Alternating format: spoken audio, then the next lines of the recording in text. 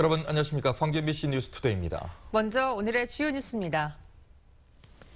김용구 전 광주시 정책자문관이 사업자로부터 대가성 금품을 받은 정황이 포착돼 검찰이 김 씨를 체포하고 시청 사무실 등을 전격 압수수색했습니다. 5월 단체들이 민주평화교류원 운영 자체에 반대하고 나서 파장이 이어질 것으로 예상되고 있습니다. 구직자들의 절박한 마음을 이용해 취업시켜주겠다며 거액을 가로채는 사기가 기승을 부리고 있습니다. 운정동 태양광 사업 과정에서 공무원들의 업무 처리가 부적절했다는 감사 결과가 나온 가운데 감사 착수와 발표가 성급한 것 아니냐는 반론도 있습니다. 검찰이 김용구 전 광주시 정책자문관을 긴급 체포하고 광주시청을 전격 압수수색했습니다. 김 전 정책자문관은 건설사로부터 부적절한 금품을 수수한 혐의를 받고 있는 것으로 알려졌습니다. 김인정 기자입니다. 김용구 전 광주시 정책자문관이 서울 사무실에서 광주지검 특수부에 긴급 체포됐습니다. 검찰은 모 건설사의 건설 관련 비리를 수사하던 도중 김 전 자문관이 이 건설사의 자문 역할을 하면서 부적절하게 금품을 받은 정황을 포착한 것으로 알려졌습니다. 검찰은 이와 관련해 김 씨가 일했던 광주시청 4층 정책자문관실과 자택 등의 수사관을 긴급 파견해 서류 일체와 메모지 등을 압수하기도 했습니다. 윤정희 광주시장의 이종 사촌 매제인 김 전 자문관은 최근 1년간 광주시청에서 비전 투자부문 정책자문관으로 일해왔으며 시청 안팎에서 외척 실세라는 설이 돌아온 인물입니다. 민선 6기에 들어서 검찰이 광주시청을 압수수색한 건 처음 있는 일입니다.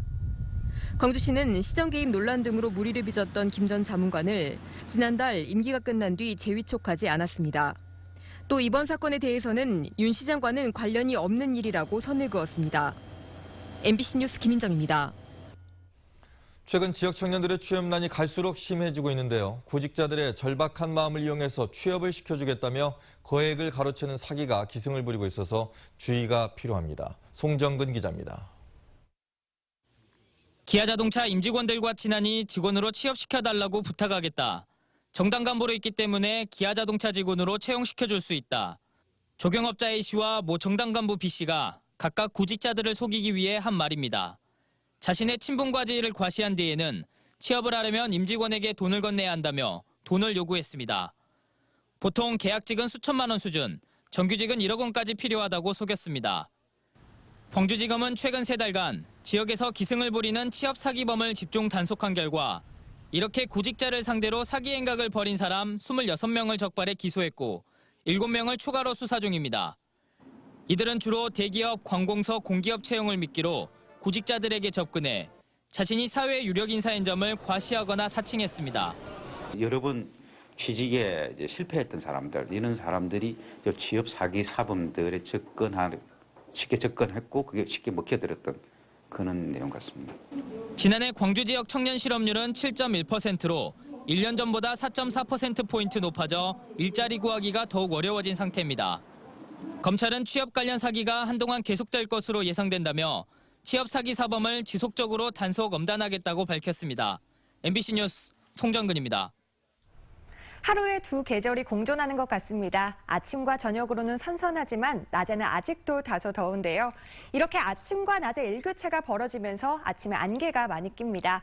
우리 지역 현재 내륙을 중심으로 짙은 안개가 끼어 있는데요. 광주의 가시거리 610m로 평소의 반에도 미치지 못하고 있습니다. 보성 490m, 영광 340m 등 전남 대부분 지역에서 시정이 좋지 않으니까요. 출근길 안전운전 하셔야겠습니다. 현재 광주의 아침 기온 21도 보이고 있고요. 낮 최고 기온은 30도까지 오르면서 평년 기온을 한참 못 돌겠습니다. 일교차가 10도 정도 벌어지니까 감기 걸리지 않도록 옷차림 주의하셔야겠습니다. 현재 기온입니다. 대부분 지역 20도 안팎으로 출발하고 있고요. 영광과 장성의 낮 최고 기온이 29도, 나주가 30도로 예상됩니다. 전남 대부분 지역 어제와 비슷한 기온 보이겠습니다. 곡성과 구례가 29도, 보성이 28도로 예상됩니다. 날씨였습니다. 국립아시아문화전당이 유치한 유네스코 아태지역위원회 사무실 개소식이 5.18 단체의 반대로 파행을 빚었다는 소식 그제 전해드렸는데요. 5월 단체들의 주장은 옛 전남도청을 원형 복원하는 것에 그치는 게 아니라 민주평화교류원으로 운영되는 것에 반대하는 것이어서 그 파장이 예상됩니다. 박수인 기자입니다. 유네스코 사무실 입주를 막기 위해 옛 전남도청 별관에서 농성에 들어간 5월 단체들과 5.18 기념재단은 옛 도청과 경찰청 건물의 원형 보존을 거듭 주장했습니다. 또 이 건물들이 아시아문화전당의 일부인 민주평화교류원으로 운영되는 것에 반대한다는 입장도 밝혔습니다. 5.18을 기념하고 보존하는 기능 외에 전시 공간이나 국제교류 사무실로 이용돼서는 안 된다는 겁니다. 구도청 본과 민원실, 그다음에 별과, 그다음에 상무과, 그다음에 경찰청 본과, 경찰청 민원실 이걸 전부 포함해서 우리는 5.18 기념관으로 해달라는 겁니다.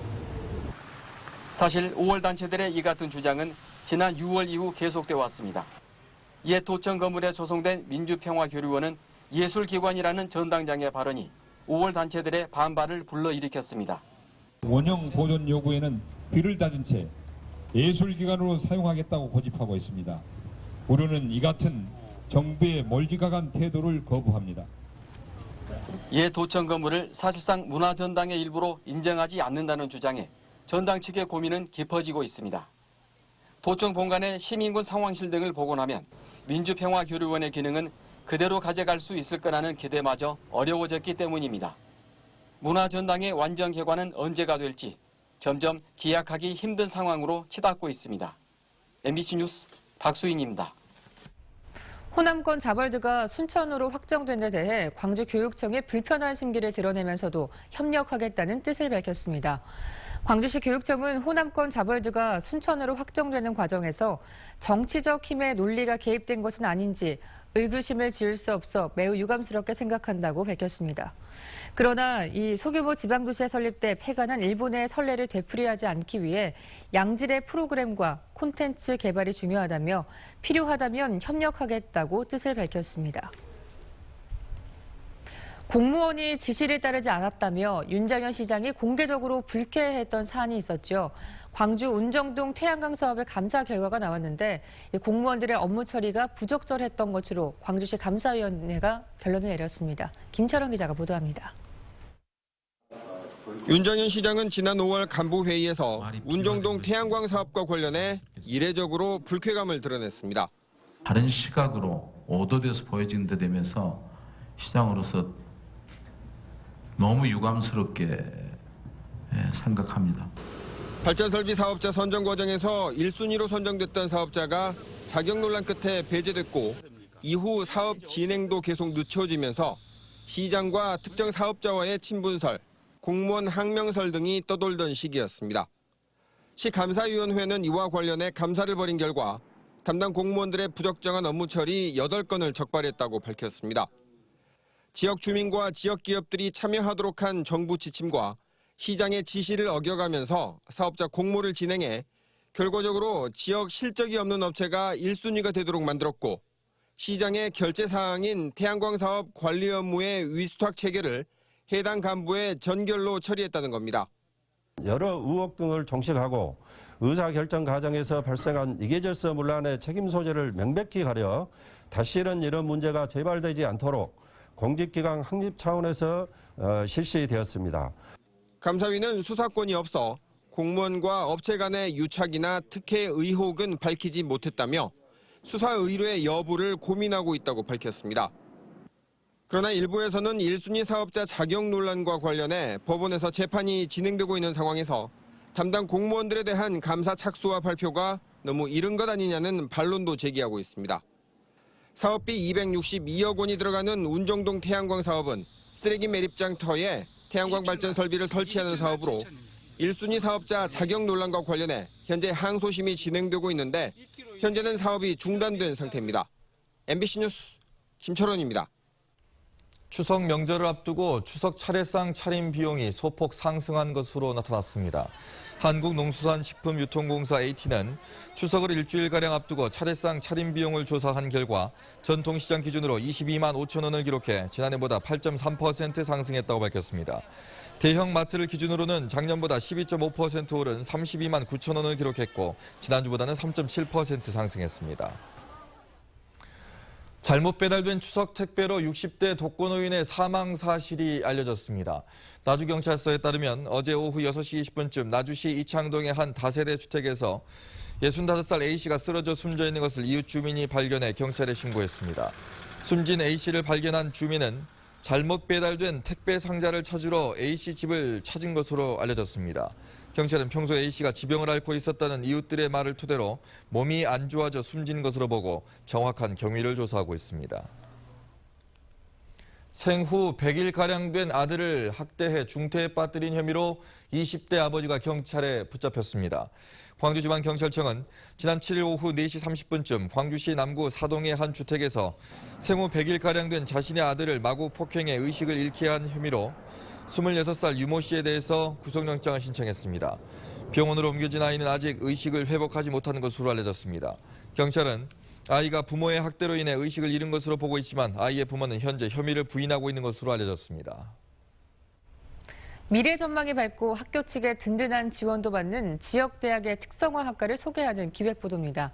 이번에는 실용학문 위주의 특성화를 통해 전문 여성 인력을 양성하는 광주여자대학교입니다. 한신구 기자의 보도입니다. 발권에서 입장, 기내식 제공, 그리고 세련된 매너와 교양을 쌓는 이미지 메이킹까지. 광주여대 항공서비스학과는 승무원으로서의 기본적인 자질과 역량 등 전문성을 갖추기 위한 차별화된 실무 교육에 중점을 두고 있습니다. 전공 교육과정 안에 있는 다양한 프로그램을 친구들과 할 수 있었고 뿐만 아니라 대외 활동과 해외 연수 프로그램을 통해서 학과에서 할 수 없었던 다양한 기회를 한 것 같습니다. 지난 2004년 지역에선 처음으로 설립된 이후 매년 30명 이상이 항공사에 취업하는 등 높은 취업률을 자랑합니다. 특히 항공 페스티벌과 예비 승무원 체험 교실 등 다양한 프로그램을 통해서 인지도도 높아져서 신입생 경쟁률이 5년 연속 5대 1이 넘을 정도로 인기입니다. 국내 4년제 대학 중엔 최초로 설립된 미용과학과 역시 최신 트렌드를 반영한 교육과정과 다양한 직무 연수 등으로 수험생들의 관심이 높아지고 있습니다. 애들과 같이 여러 생각을 공유하면서 다양한 아이디어를 내고 작품을 만드는 그런 수업이 제일 기억에 남아요. 이처럼 광주여대는 항공 서비스와 미용, 제약 같은 실용학과를 중심으로 차별화와 특성화에 집중해서 전국 7개 여대 가운데 6년 연속 취업률 1위를 기록했습니다. 앞으로의 미래 사회는 그 여성들의 따뜻한 품성이 그리고 감성이 필요로 하는 직업군이 두각될 거라고 생각됩니다.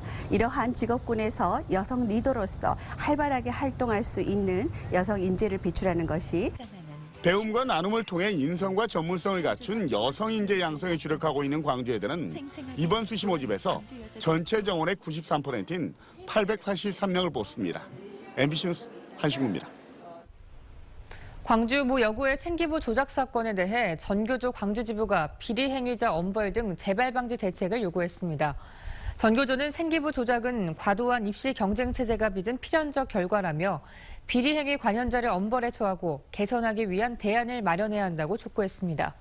또 나이스 접근 권한에 대한 구조적 결함을 인정하고 담임과 교과 담당 교사 외에 접속을 제한해야 한다고 덧붙였습니다.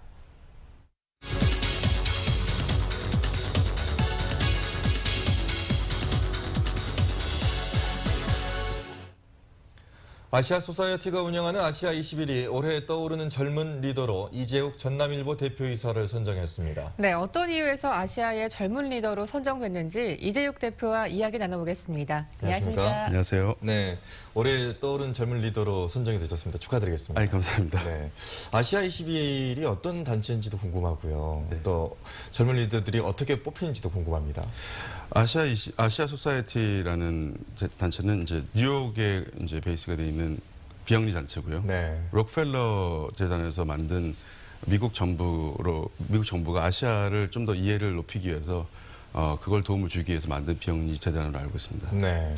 어떤 분들이 뽑히는지 또 기준은 어떤지도 궁금합니다. 신청해서 되는 건 아닌 것 같고요. 네.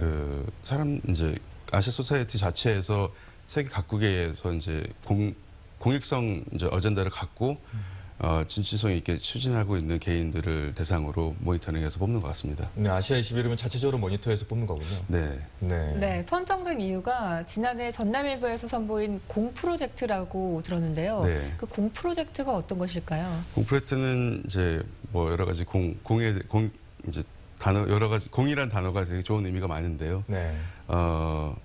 같은 공익성 캠페인을 조금 더 이제 더 울림 있게 네. 좀 준비를 한 캠페인입니다. 네. 처음에 지금 화면에도 나옵니다만은 저 큰 화면 사진과 네. 또 분위기 있는 어떤 모습들 또 그 안에 있는 글귀들 자체가 네. 상당히 울림이 컸거든요. 네. 이 공프로젝트를 하게 된 계기를 좀 말씀해 주시죠. 예, 신문사 와서 이제 제가 3년 됐습니다. 근데 와서 돌이켜 보니까 여러 일간지들이랑 지역 일간지든 우리 이제 지방 일간지든 언론의 본연의 모습으로 다시 돌아가려고 하는 그 트렌드가 별로 없더라고요. 네. 너무 이해관계도 많고. 근데 네. 이제 제가 했던 거는 저희 회사는 그런 이해관계가 굉장히 상대적으로 적은 신문사라서 네. 그럼 우리가 한번 시작해보면 되지 않을까 이런 좋은 트렌드를 네. 그렇게 해서 시작된 겁니다. 지역에 큰 반향을 일으킨 것 같습니다. 왜냐하면 지역 신문의 그런 어떤 모토를 지역의 인물로 가져갔거든요. 네. 예, 어떻게 보십니까? 큰 반향을 일으킨 것 같은데. 아유, 당연한 일이라고 생각하고요. 그러니까 여러 가지 분야에서 자기가 해야 할 일을 다 하고 있는 사람들을 조명한 거기 때문에 네. 그건 당연한 일이라고 생각합니다. 예. 네, 올해도 공 프로젝트를 진행하고 계신데요. 언제까지 캠페인을 진행을 하실지 궁금해요. 왜 좋은 취지라도 광고란에 할애해서 실기 때문에 경제적인 부담이 있을 것 같거든요. 네, 분명히 경제적인 부담이 있습니다. 근데 네. 그런 부담보다는 저희가 이렇게 전면을 할애해서 좋은 메시지를 지역에 던질 수 있다고 하고 사람들을 울림을 일으킬 수 있다고 하면은 저는 그 가치가 더 값어치 있다고 생각합니다. 네. 저도 처음에 신문을 이제 펼치다가 네. 신문을 잘못 펼친 줄 알았어요. 네. 앞이었나 뒤였나 이러면서 네. 하여튼 그렇게 어느 신문에서 볼 수 없었던 그런 프로젝트를 하셨습니다. 네. 그만큼 지금 현재의 유가지가 위기라는 얘기도 있고 특히 지역 신문은 경영적인 측면에서 너무나 큰 위기라고 하는데 네. 그래도 앞으로 계속해서 이걸 해 나가실 의지가 있으신가요? 네, 이제 뉴스가 실리는 이제 플랫폼 자체가 이제 실리는 거지 뉴스 자체가 없어지는 건 아니거든요. 네. 그러니까 저희는 계속 이제 생존을 하려고 이제 플랫폼 변화에 대한 노력을 할 거고요. 하지만 이제 사람들한테 어떻게 전달이 돼야 되는지, 어떤 형식으로 전달돼야 될지 그런 파격적인 시도는 계속 시도를 할 겁니다. 네, 그럼 앞으로 지역 신문은 또 어떤 노력을 해야 된다고 보십니까? 제가 지역 신문을 대표해서 말씀드릴 수는 없는 것 같지만 전남일보는 언론사 본연의 임무로 순도 있는 언론사 본연의 임무로 다시 돌아가서 지역에 좀 등불 같은 역할을 하는 그런 미디어로 남고 싶습니다. 예, 알겠습니다. 앞으로도 좋은 역할 또 기대하도록 네. 하겠습니다. 오늘 나와주셔서 고맙습니다. 네, 감사합니다.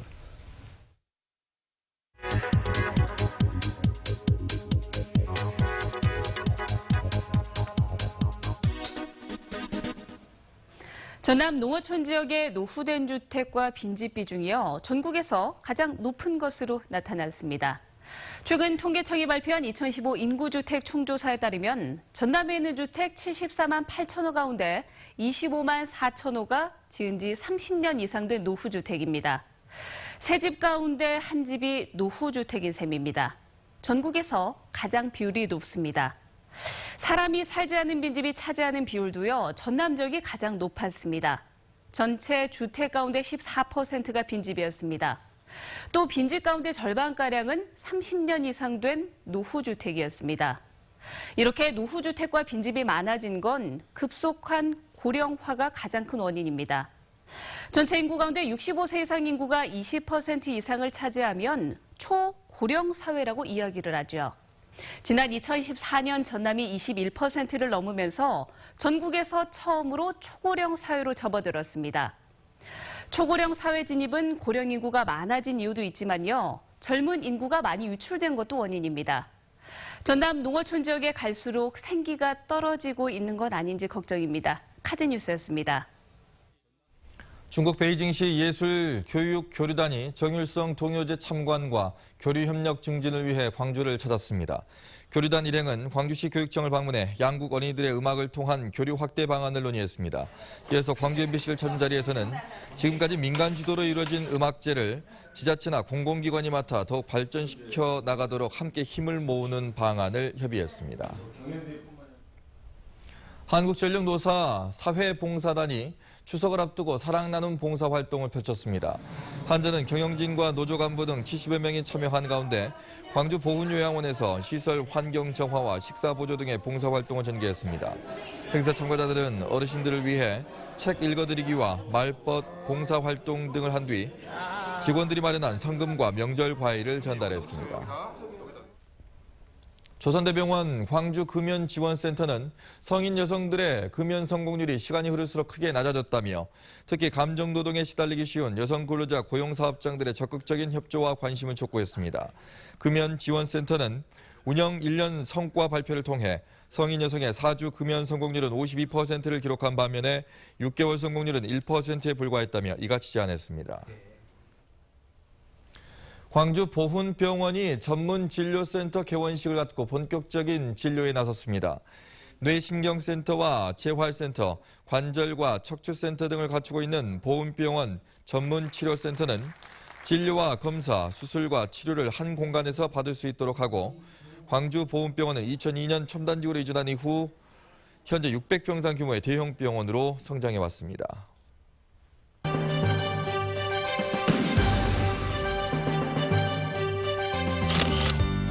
광주 동구 도내기 시장에서 2만여 개의 촛불로 꾸며진 촛불놀이 청년축제가 첫 선을 보였습니다. 광주은행 지역봉사 사랑봉사단이 다문화가정, 소년소녀가정 등과 함께 양동시장에서 추석맞이 장보기 행사를 열었습니다. 광주중흥산악회 회원들이 추석을 맞아 홀로 거주하는 어르신들을 초청해 식사 대접을 하고 위로했습니다. 곡성군이 고 양대진 주무관의 헌신 봉사 정신을 기리기 위한 추모비 제막식을 개최했습니다. 정의화 전 국회의장이 광주를 찾아 대선 출마를 하지 않겠다는 뜻을 공개했습니다. 정 전 의장은 광주예총회관에서 열린 시민예술대학 정치광장에서 대선 출마를 안 하겠지만 대한민국을 선진국으로 만드는 데 일조하겠다며 그동안 주창해온 제3지대론을 거듭 강조하면서 대선 전국에서 정계 개편의 한 축을 차지하겠다는 뜻을 밝혔습니다. 광주지방국세청은 서민생활 안정을 위해 올해 근로장려금과 자녀장려금 2,235억 원을 추석 전에 조기 지급했습니다. 지급 대상은 근로장려금 19만 8천 가구, 자녀장려금 12만 2천 가구로 가구당 평균 89만 원이 지급됐습니다. 국세청은 소득과 재산 등의 장려금 신청 자격을 충족하는데도 생업 등으로 아직 신청하지 못한 경우 11월 30일까지 추가 신청할 수 있다고 말했습니다. 간첩 조작 사건을 다룬 다큐멘터리 영화 자백 시사회가 이번 주 토요일 오후 5시 광주극장에서 열립니다. 최승호 전 PD수첩 PD가 제작한 영화 자백은 2012년 서울시 공무원 간첩 조작 사건의 진실을 다룬 다큐멘터리로 최승호 감독이 4년 동안 한국과 중국, 일본 등을 넘나들며 스파이 조작의 실체를 파헤친 내용입니다. 영화 시사회에서는 최승호 감독이 참석해 관객과의 대화도 진행할 예정입니다. 광주시가 출연 출자 기관 10개를 상대로 경영평가한 결과 광주 여성재단과 광주 신용보증재단이 좋은 평가를 받은 것으로 나타났습니다. 광주시가 한국능률협회 컨설팅에 의뢰해 진행한 결과 여성재단 등 2곳이 A등급을 받았고 광주경제고용진흥원 등 8곳은 B등급을 받았습니다. 지난해 경영성과는 A등급이 3곳, B등급 6곳, C등급 1곳이었습니다.